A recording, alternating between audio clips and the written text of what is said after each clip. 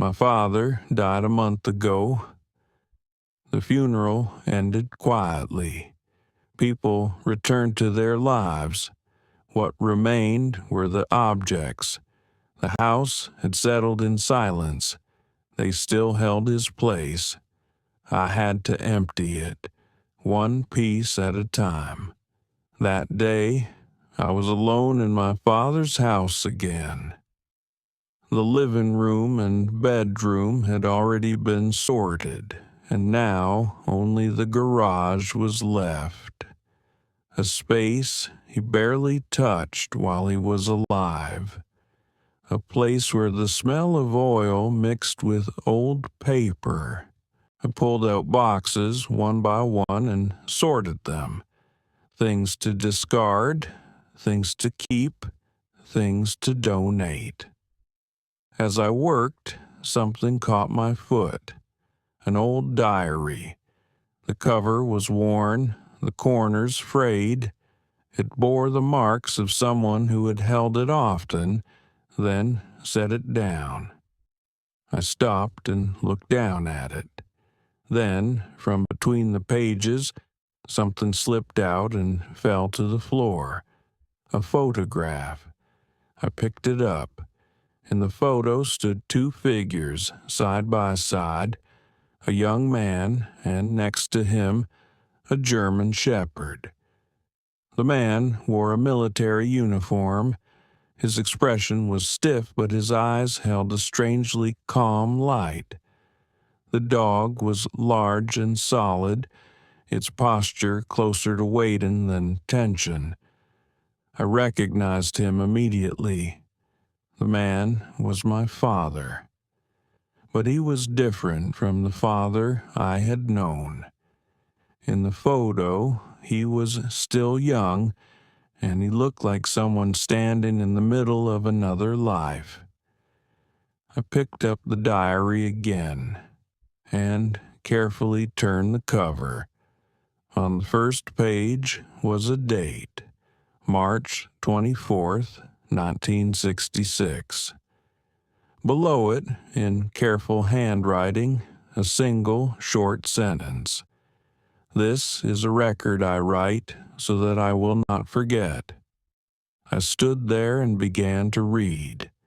In that moment, the air of the garage disappeared, and a different time began to unfold before me.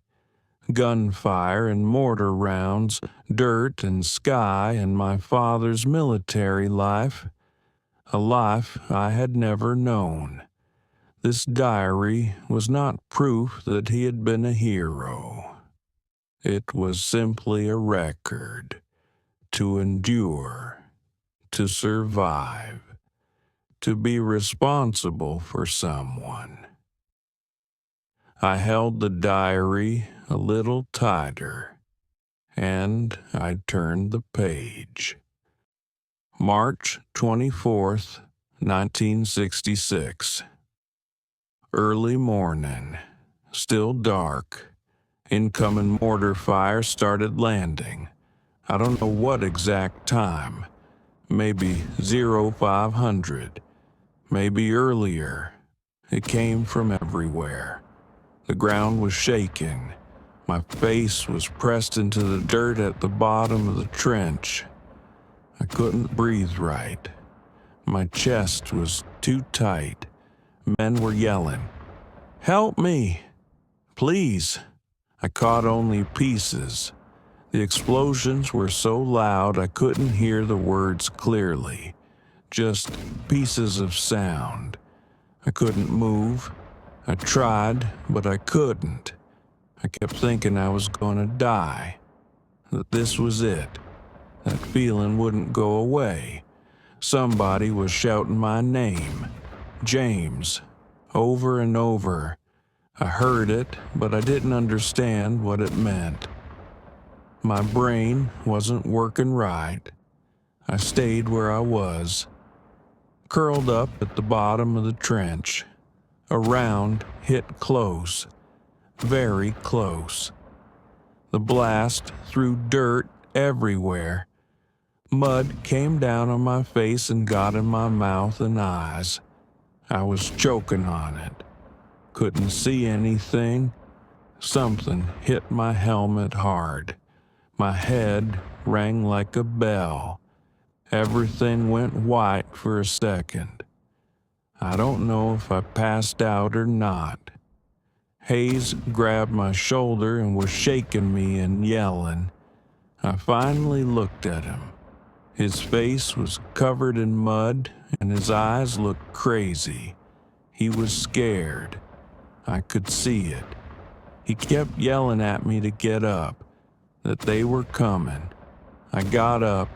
My hands were shaking badly, but I grabbed my rifle. M14. We'd had them since training. I raised it and pulled the trigger. Nothing happened. The muzzle was full of mud. I'd had it pointed down into the dirt while I was hiding. The barrel was packed solid. I felt sick, cold sweat all over. I tried to clean it out. My hands wouldn't stop shaking. I worked the charging handle. It wouldn't clear. The mortar fire kept going. I could hear rifle fire now too. Individual shots. Crack, crack, very close. Bullets were going past my head. I could hear them. Something hit my cheek. It stung, and then I felt blood running down. I touched it. It was bleeding, but not bad. The bullet must have hit something near me, and a piece of it got my face. I don't know how long this went on. I wasn't brave today. I froze at the bottom of the trench. I'm still alive. I don't know why. I just didn't want to die. March 25th, 1966. Morning. We got the order to move out, advance. No falling back this time. Nobody said anything. A few guys nodded. Most just stared ahead. I checked my gear and waited. The ground was still wet from the day before. Smoke hung low everywhere. You couldn't see more than 20 yards. The trench was a mess. Spent casings scattered across the mud, sandbags torn open, duck boards split, some of the planks snapped clean in half. We climbed out. I don't remember deciding to do it. My legs just moved. One foot, then the other. My rifle felt heavy. Everything did.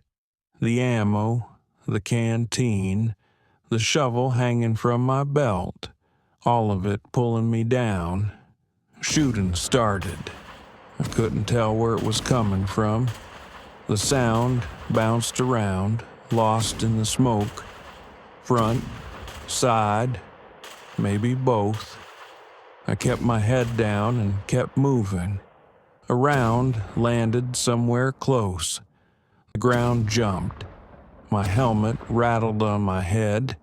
Someone yelled to keep moving, but I couldn't tell who.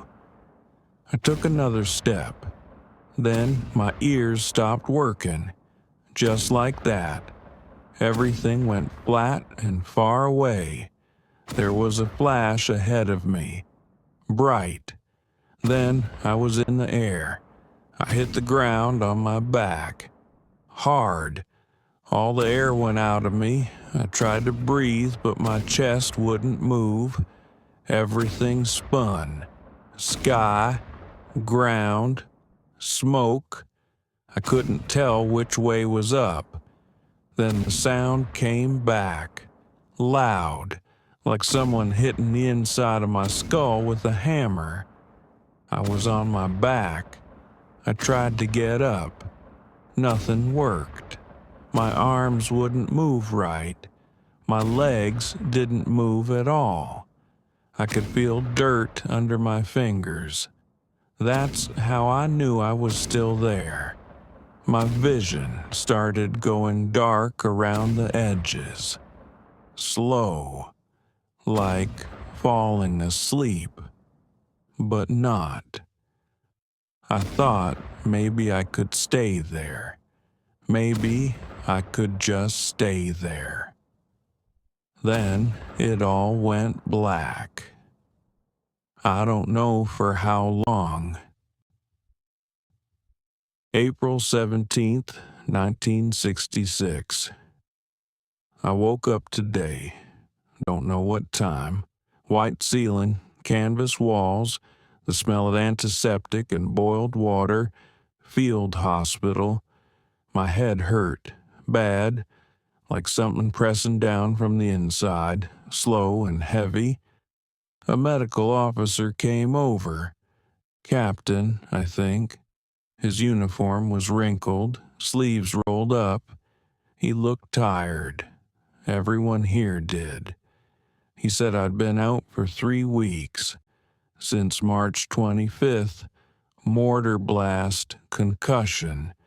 He used the words combat fatigue. Said I wouldn't be going back to the line. I tried to answer him, but my throat was too dry. Talking felt like work. There was another man in the cot beside mine. He was breathing wrong. Short breaths that didn't finish, like his lungs couldn't decide how far to go. Bandages on his shoulder and side. The cloth was stiff with old blood. He noticed me watching him. "Looks like you made it," he said. His voice was rough. He had to stop between words to breathe. I nodded. Beside his bed sat a dog, German Shepherd, Army search dog. He wasn't lying down, just sitting, straight-backed, eyes fixed on the man in the cot. The leash was on the floor. "Rex," the man said, "that's my dog." He closed his eyes for a second. "Search patrol," he said. A round landed close. He tried to smile. It didn't work. "I'm not going anywhere after this." "He won't leave," Johnny said, "even if you tell him to." He looked at Rex, not at me. He lifted his hand toward the dog, slow, careful. It didn't make it. His arm dropped back onto the blanket. The dog didn't move, didn't whine, didn't bark, just kept watching him. "You ever work with dogs?" he asked. I told him yes, before the Army. That seemed to help him. "He was my last family even on the battlefield." Johnny's voice came out rough. "I trust you'll show him respect." Those words settled something in me.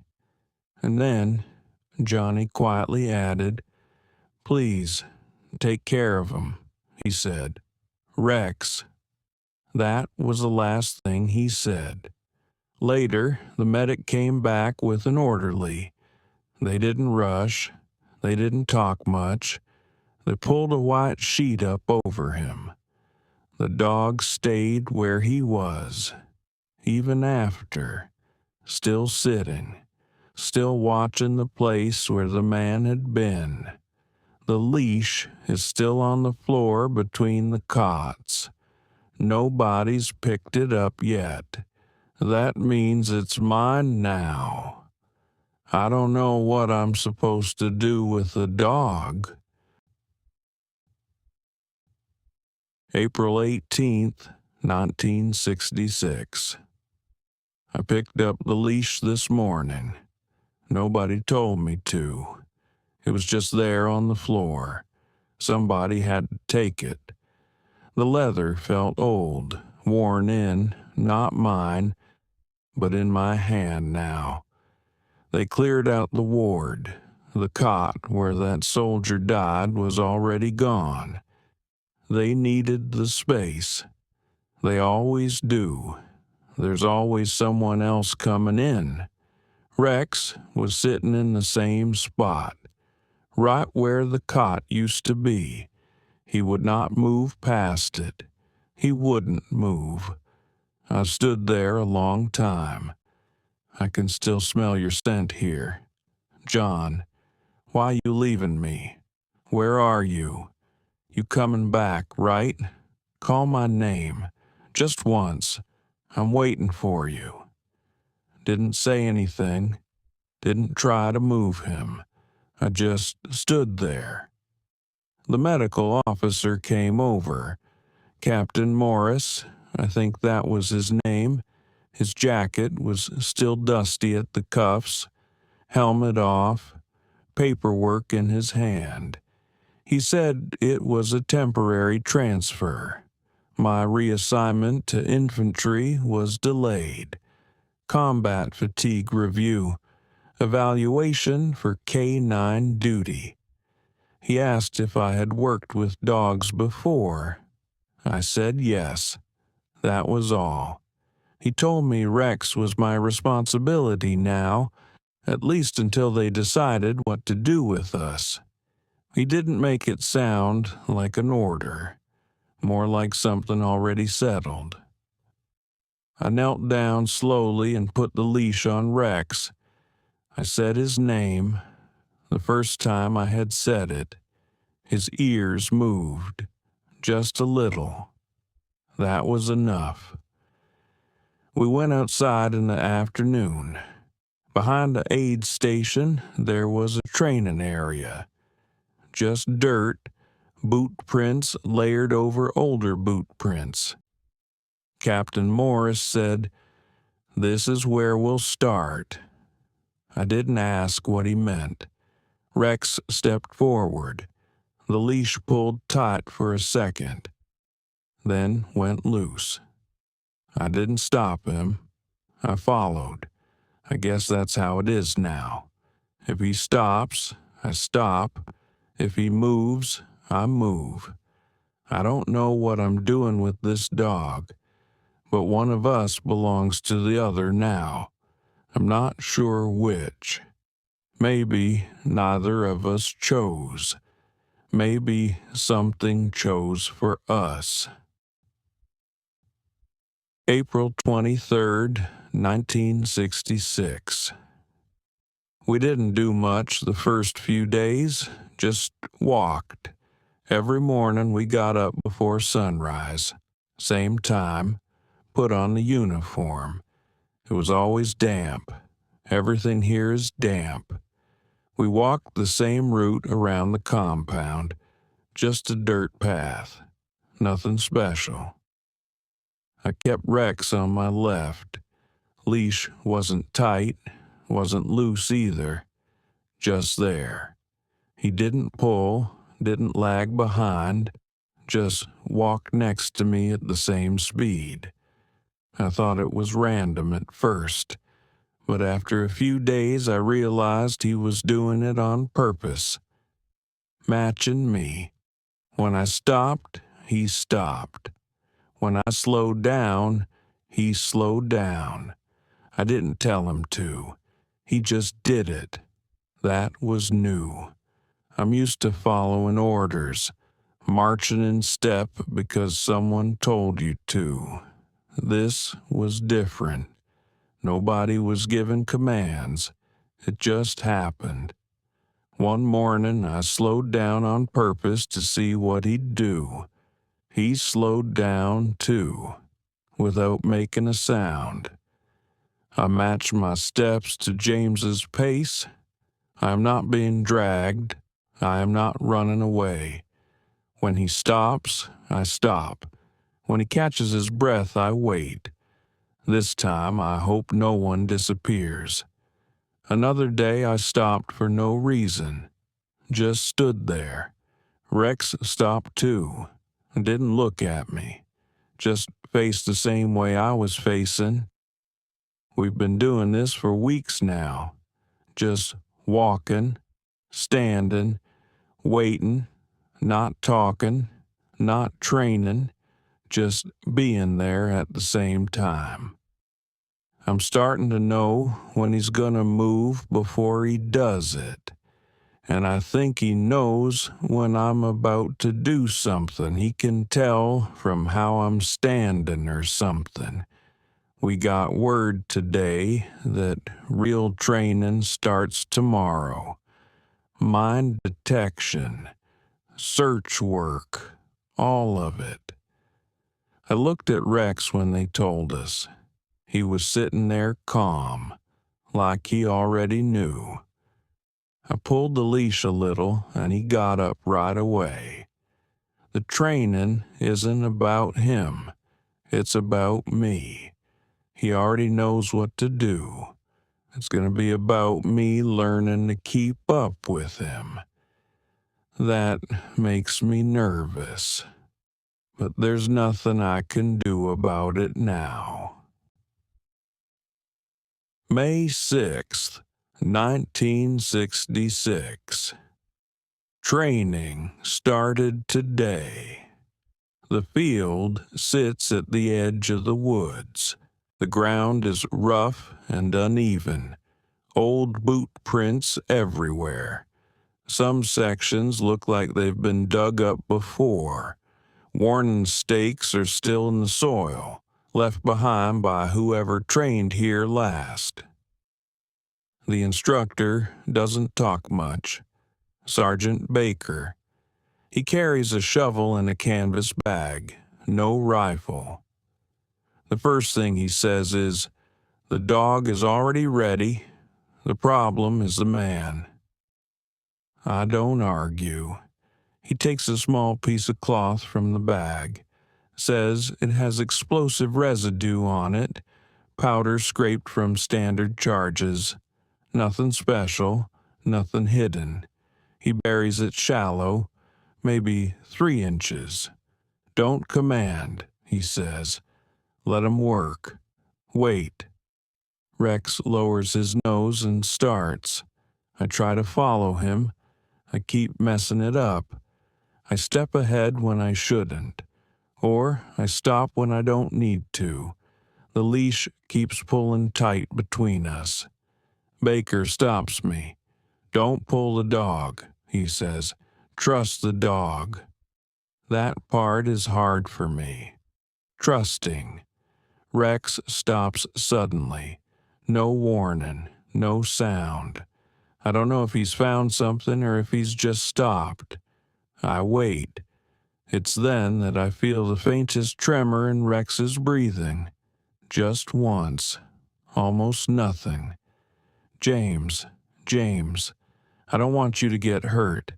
Not like that day. Smoke, heat, something collapsing, a hand that did not move. Do we have to walk into this danger again? Baker says, "Now."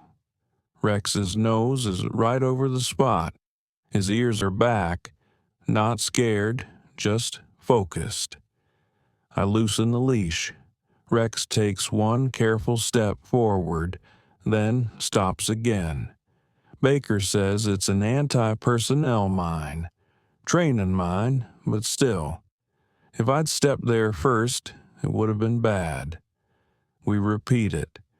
Same cloth, different spots, different depths. Rex doesn't miss. Not once. I miss plenty. Every time I get impatient, Rex stops. Every time I tense up, he slows down. Baker keeps saying the same thing. The dog finds the mine. The man ruins the dog. He's right. After a while, I stop trying to tell Rex what to do. I just follow. When I do that, things get easier. He moves smoother. So do I. At the end, Baker doesn't say anything. He just watches us from a distance and nods once. I put my hand on Rex's neck, not petting him, just letting him know. He doesn't pull away. I don't think today was about teaching Rex anything.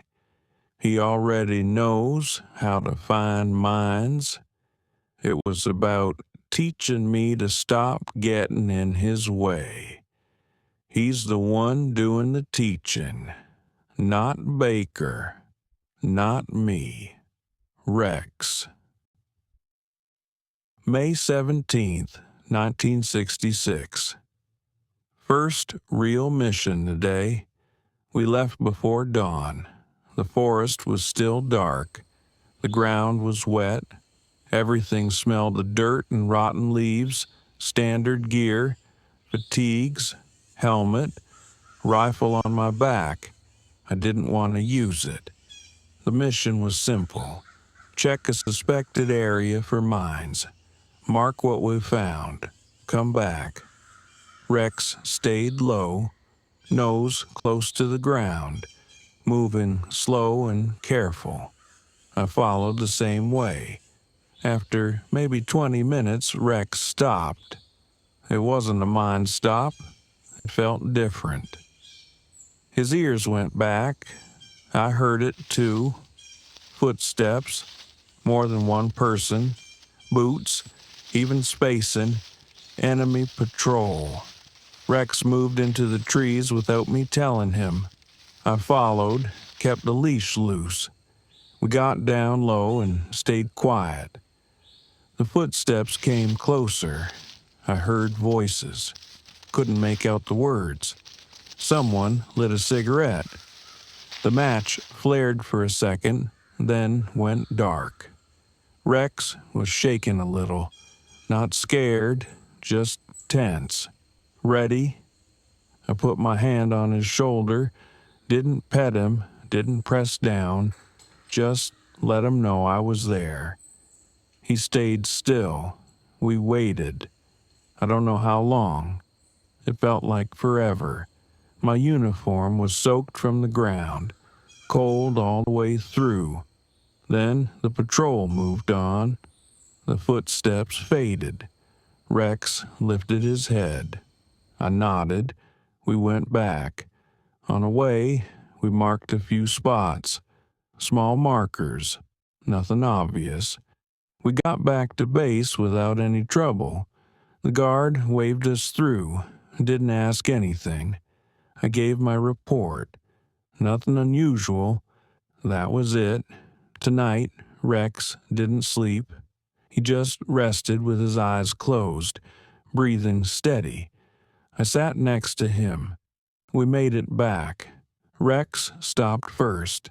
No, to be precise, it wasn't that I stopped. Rex stopped me. I only realized it after we were safe. June 8th, 1966. Rex got hurt on patrol yesterday. Nothing serious.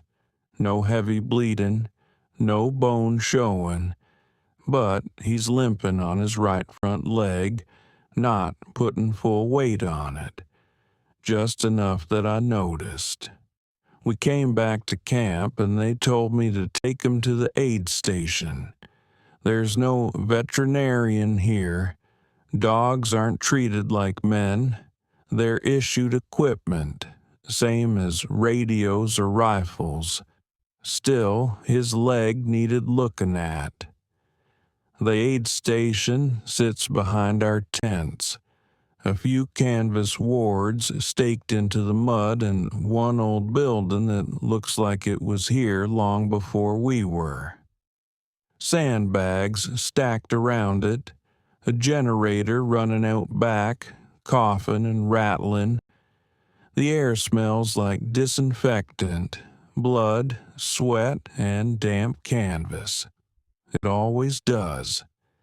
Rex stopped at the entrance. It wasn't his patrol stop, not the freeze he makes over mines. This was different. His nose started working. Slow, careful, cutting the air in short pulls. His ears went back. A medic saw us and said something about dogs getting hurt too. I didn't answer. Rex wasn't paying attention to his leg anymore. he started moving inside, not pulling, not rushing, just going where he needed to go. I followed. The place was crowded. Wounded men on cots and stretchers, boots lifting to let litters pass, medics moving fast, sleeves rolled up, hands already stained, low voices, short commands. Rex moved through all of it and stopped hard. I knew that stop. That was his mind stop. He was staring toward the back of the tent line where supply crates were stacked. Bandages, bottles, cartons. Among them sat a wooden box. No markings, no stencils, just bare wood. I told everyone to get out. Quiet, firm. The medic looked at my face and started moving people. Some argued, most didn't. It took a few minutes to clear the place. Rex didn't move. He just kept staring at that box. I called it in on the radio. Possible explosive device. Requested EOD guerrilla activity had been reported nearby over the past week. Then we waited. I knelt beside Rex and put my hand on his shoulder. He stayed locked on the box. Didn't flinch, didn't shift. EOD showed up after maybe 10 minutes. It felt longer. They cleared the area again and opened the box slow. There was a bomb inside, crude but real, wired and ready. It would have killed everyone in there. One of the EOD guys said, "Close one," like it was nothing. Rex let go after that, exhaled through his nose. That's when I realized I'd been holding my breath, too. People came back in.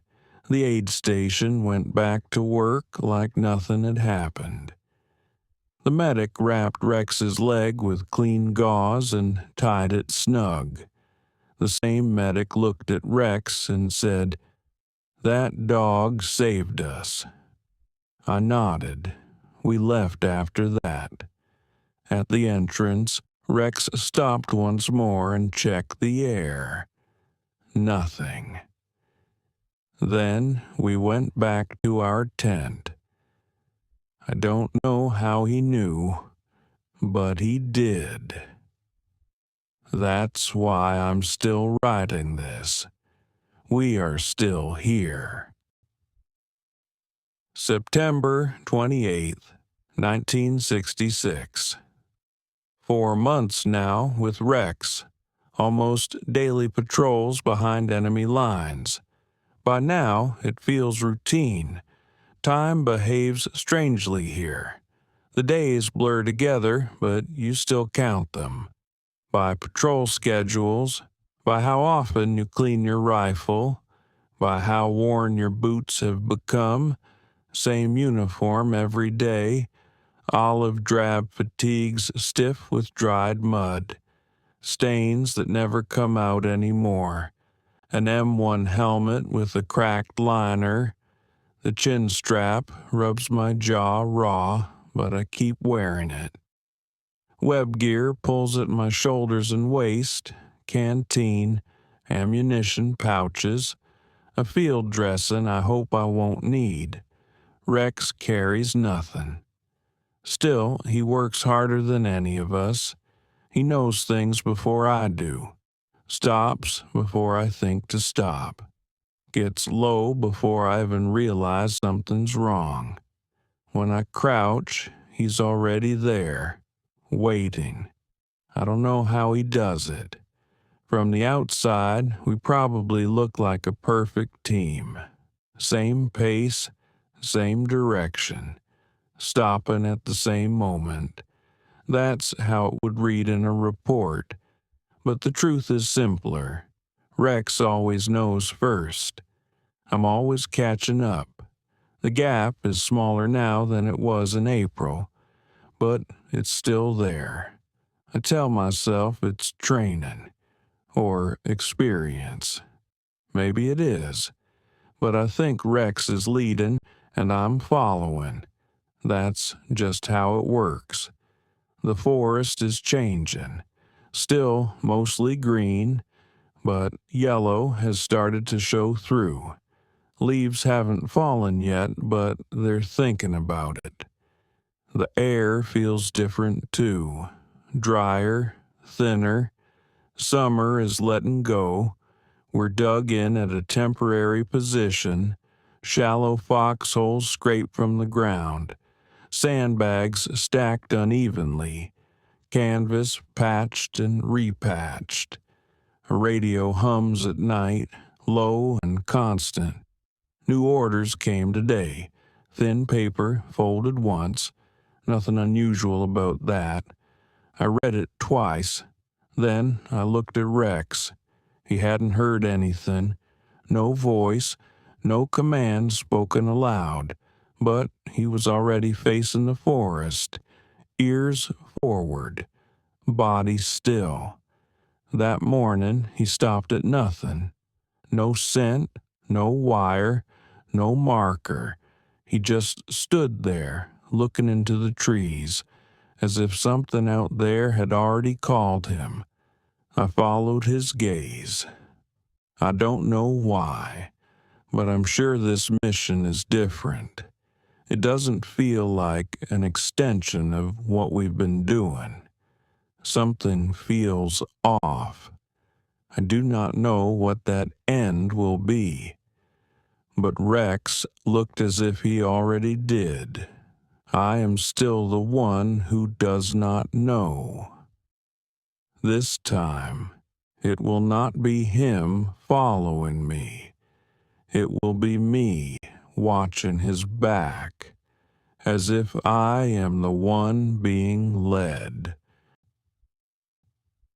October 1st, 1966. 3 mornings later, the day began with incoming mortar fire. Not one round, 2. The first came in heavy and dull. The second followed before the echo could fade. The sunlight was warm, too warm for what was happening. We were already moving when the Jeep arrived. It was a old military Jeep. Olive drab paint dulled by humidity, canvas top folded back, windshield clouded with scratches from brush and dust. The engine coughed before it settled into a low, steady growl. We climbed in because that was the order. We were not alone. Another team rode with us. Their uniforms told their story before their faces did. M1951 field jackets darkened with sweat, trousers stiff with dried mud, boots worn thin at the toes. Their helmets were steel, scratched and dented, chin straps loose, never fully fastened anymore. The lead man wore corporal stripes. They were barely visible beneath the dirt. I did not ask his name. He did not offer it. No one spoke. Rex did not look at the men. He watched the corporal's dog. The dog was slightly smaller than Rex, lean, quiet. He sat close to his handler's leg, eyes fixed upward, never breaking contact. After some time, we left the Jeep and moved into the jungle. The morning had passed its cool hour. Inside the trees, a pale white haze hung low. Not fog, not smoke, but the trapped breath of the forest itself. Visibility dropped to almost nothing. Still, the mission stood. We were there to sweep for mines. Rex moved first. I followed. The leash stayed loose. That was why we were still alive. Most of the mines were found by Rex, not assisted, not guided. Found. The work was nearly finished. The thought crossed my mind that we would be going back. That was when it happened. The ground lifted. The blast came upward, not outward. A sharp, tearing sound. The corporal's leg was gone. The force threw him into the air. I was struck by shrapnel and rolled hard onto the ground. Something warm ran down my face. My ears rang. Sound broke apart, then disappeared. That was when Rex came. He took my sleeve in his mouth. Not hard, precise. Still seated, I was pulled backward. Across dirt, through leaves, slowly, quietly. We all knew what followed mortar fire. Enemy patrols always came after. Rex dragged me behind a tree to a place where the ground had sunk inward, then released me. I looked at him without catching my breath. Rex turned immediately. Blood was running down his thigh. He did not stop. He went back to the blast site. The corporal was not screaming. He could not. Rex took hold of the man's uniform. He pulled, inch by inch, careful, silent. The other dog did not move. He stood beside his handler and watched. He did not bark. He did not charge. He guarded. Rex brought the corporal to where I was. At that moment, enemy sounds drew close. Voices, boots on earth, metal touching metal. We could not move. Rex lowered his body between the corporal and me. Blood fell onto the soil. A fragment was buried deep in his thigh. Still, he did not shift. The other dog sat beside him. Neither made a sound. Time passed. How much, I do not know. When the enemy sounds finally faded, Rex's body trembled for the first time. Only then did I understand. Rex was badly wounded. That was it. October 12th, 1966. They pulled us out this morning.